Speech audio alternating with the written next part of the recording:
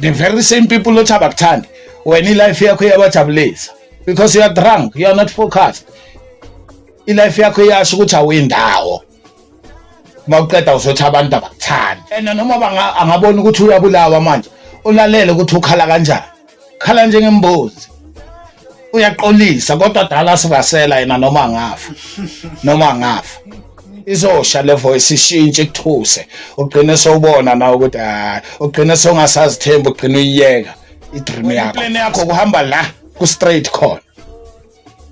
That's why ifike ukuthi ungasindwa i-peer pressure. I-peer pressure le. Ukuthi wena ungayenza into obuyicabangile uyenze icabango yilo.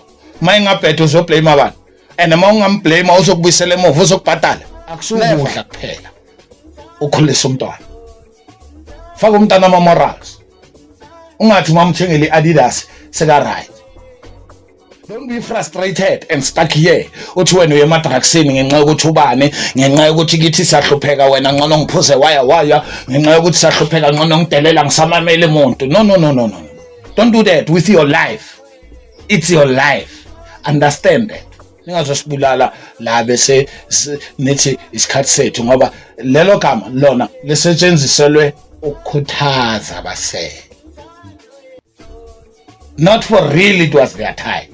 The deceased's time. No.